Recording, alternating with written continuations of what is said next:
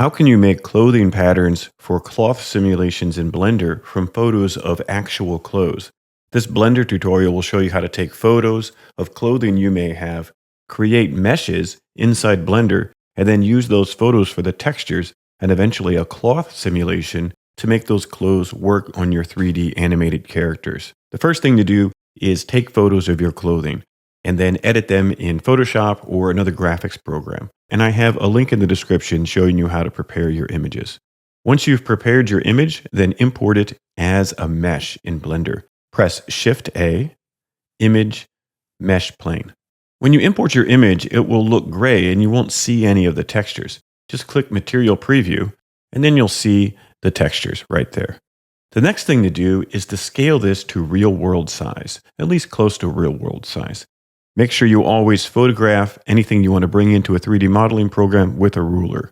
Then press Shift-A, Mesh Plane. For my particular mesh, I'm going to press N to see the item here. I know in the Y direction, I'm going to have 50 IN inches, and then in the X direction, 2 IN inches. So this matches the ruler. We want the corner of the ruler to be right on the origin. So tab into edit mode, click this top point right here, then press Shift-S, cursor to selected.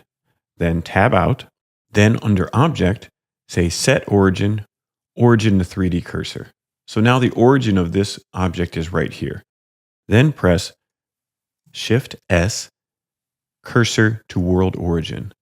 Now we have the cursor back at the world origin, but the origin of this ruler stand-in is at the top corner. Then press Shift-S, selection to cursor.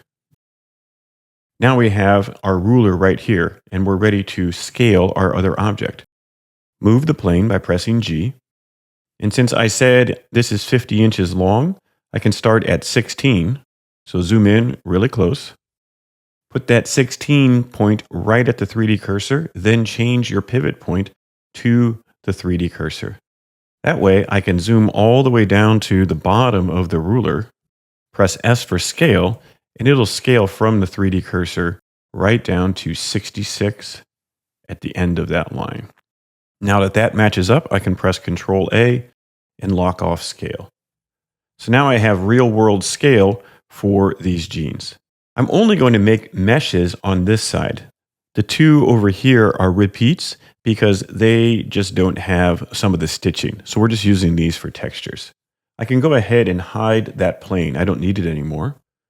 Select this mesh, tab into edit mode. First, we'll press Ctrl R and we need 4 vertical edge loops.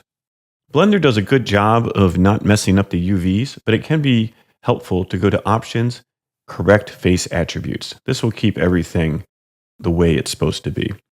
Then press 2, and what I want to do is move these to the bounding parts of our mesh. So type GG and slide this over to about here. This one here, GG, slide it over to about here. We don't have to be perfect yet. Then GG, slide this one to this edge. And then finally we have one more, GG, slide it right over to here. Here you can see this one is at this point here. And then we'll go Ctrl R and we need 4 loop cuts the other way. Here are my 4 loop cuts. The first one, I only need to have this section and I'll type GG and I'll bring it all the way up to the top. This one here, I'll type GG and bring it up right to this point here. This is the center seam of the pants. This one also GG right up to the center seam. This lower one, I can type GG and bring it down to the bottom of these pants. And this one, GG down to the bottom of these pants. Press 1, and now I can press GG and just move these vertices over to where they need to go. Once those are in position, those look good.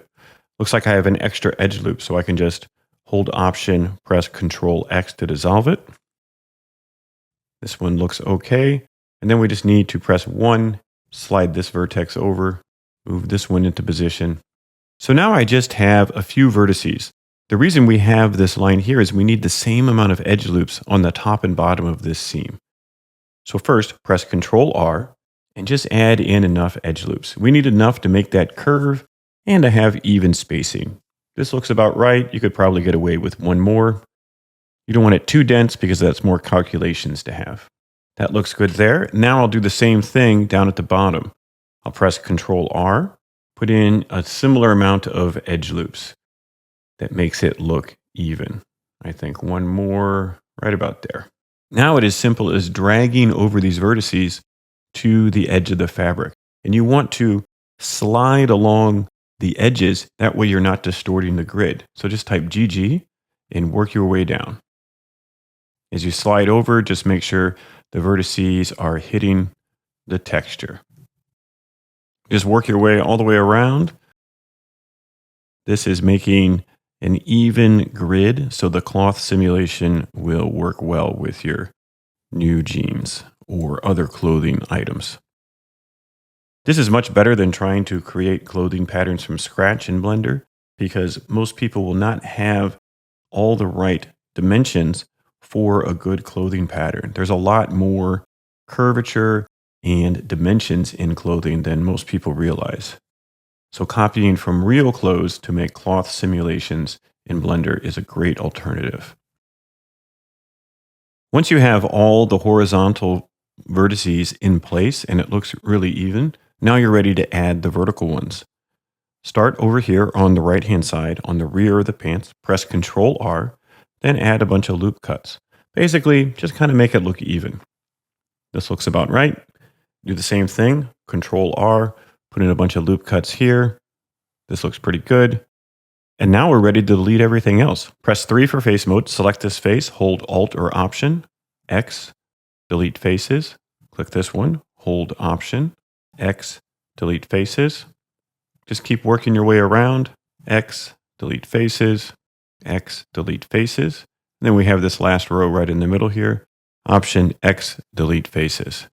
So now if I press L on one of these, I should just have one pair of pants. This is looking great, but we need the other side of the pants. Press A to select everything, then press Shift D to duplicate. We can move them over to the side. After they're duplicated, we want to rotate them on the Y-axis. So type R, Y, 180. Now they're flipped, so they are mirror images. But the normals are going to be on the top. If I select face orientation, you can see here are the normals. Select them both, then under Mesh, normals, flip. If I go to UV editing, then I can press L and I can move this UV around. But notice it's facing the wrong way. So if I right click, I can mirror X and now it's the right way. Then I can move this into position on top of this UV. I'll do the same for the other piece. Select it over here, press L. We'll see it in the UV editor. Once again, it's flipped the wrong way. So I can right click, mirror X. Then just put it in position. And now we have mirrored sides of our pants. Of course, you could use this as is because the textures are lined up with the UVs, but we can pack it in a little bit nicer. So under Object Data Properties, that's this green triangle over here, under UV Maps, click plus and say Packed UVs. Make sure the camera is still on the original UV map. Then under Packed UVs, press A and go UV, Smart UV Project. It should basically look the same. And then over here, I can say UV Pack Islands. So now they're as big as they can be in this particular situation. So if I go to the Shading tab, you'll see that this has a material. I can disconnect this alpha, select the image texture, press Shift D to duplicate it, then create a new texture. I'll call this Jeans Diffuse. Select what size you want, select New Image, then select the Render tab, change the render engine from Eevee to Cycles, scroll down to Bake. We don't want to bake combined, we want to bake diffuse. Uncheck direct and indirect. Then we're going to output to an image texture. Select the original texture, select this texture, then hold Control, select this texture, make sure nothing is showing here, then click Bake. Once it's done baking, you'll see that you have your textures baked onto your new UVs. I can disconnect this one, delete it, bring this new Jeans Diffuse image texture up and plug it in. But you'll notice that it is all messed up. It doesn't look right. That's because we have two UV maps. Go to your Object Data Properties, under UV Maps, click the camera under Packed UVs. We don't need the original one, so you can delete it. And now you can see that our UVs are on our pants.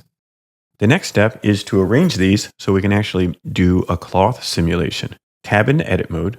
Since we have the front of the pants right here, we can start by arranging these to be sewn together. Press 2 and then select these edges. To select edges faster, you can hold one edge, then hold Control with the Shift key.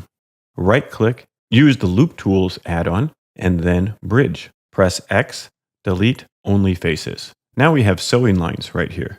Move this one kind of into position. This is why we needed to have the same amount of edges.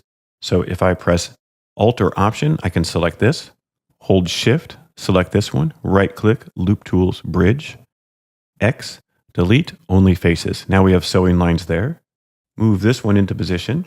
With the edge tool selected, hold Option, select this loop, hold Shift, and Alt or Option, right click, Loop Tools, Bridge, X, delete only faces. So now we have everything basically in position, but we need to rotate some of these.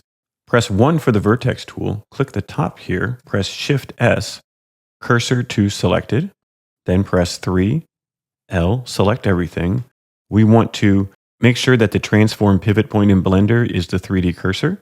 Press R, Y, 180.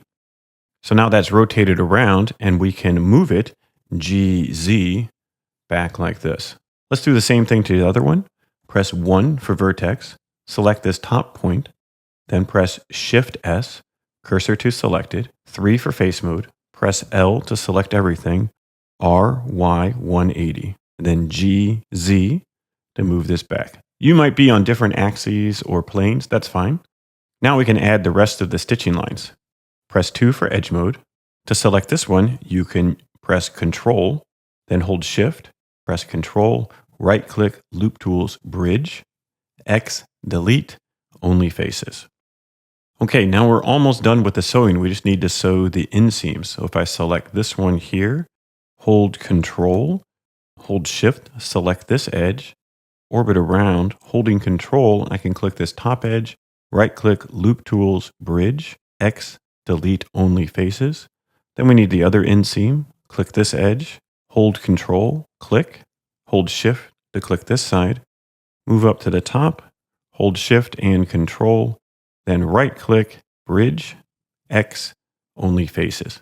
Now we have all the sewing seams that we need and we can bring in a figure to start positioning everything. As you can see with this figure, our pieces are intersecting. We don't want those seams to be intersecting, so we will fix that. And then also we probably want to move everything up a little bit. So I'll just move these up.